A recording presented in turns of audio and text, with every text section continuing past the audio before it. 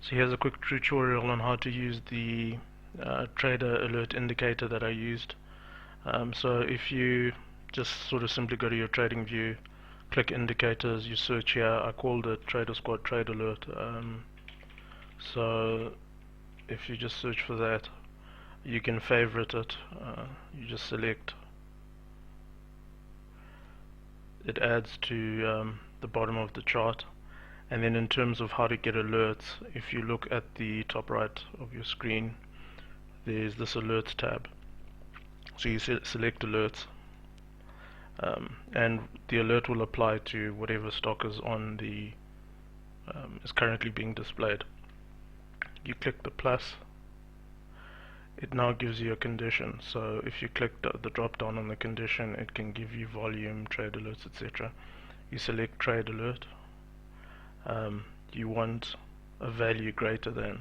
Now the reason for greater than is if you look at the value of this alert, it's either 0 or 1. So you basically want it to trigger every time it goes above 0, and when it's above 0 it can only go 1. So if you click greater than value here, you stick as say 0.9. You now have a number of options. Once is only once per bar, once per bar close, once per minute. This will have different effects in terms of the times, the number of times it triggers, and when it does. So for example, this is if there is a trigger during the bar, but the trigger can disappear by the end of the bar. It will trigger there. This is once. This calculates every time the bar closes. The downside of a bar close calculation is that if you have a very, let's just say that this bar here was very much an engulfing or Marizobu type bar, obviously it will only alert you at the end or when the bar closes, which is a little bit further away than if it had alerted you during the period. So often I select once per bar, expiry time when you want the alert to, the date and time you want it to expire, and do you want to pop up, what sound notifications do you want. And then this is just like a standard message, or you can change the customization message. From what I understood, you're allowed 1 alert on the free version of TradingView, and I think 3 on the pro version. I can't speak for what happens on the free version, but as far as I can tell, this is 1 alert. So I've only, you'd have 1 alert, so you've got to pick an alert, and then you can apply it to more than one stock. The total number, I really don't know. And then one of the things about it is that it's all rigged up when you should see a dashed line across the top here.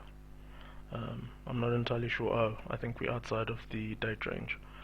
So in any case, you'll know it's set up to run when you have the dashed line on the top. And in terms of designing your own scripts, you'd create your scripts in pretty much the similar way. You'd have to script them, and it's easier to, because value is always different. It's easier to just have a Boolean sort of argument in terms of setting off a trigger. There we go. Yeah. So every time that light crosses, the alert goes off, and then it lists how many times it triggers. And yeah, you can do it for multiple shares. There also is the potential, if you paid, what you can then also do is, let me just double check, but you can also check it to click on long or close.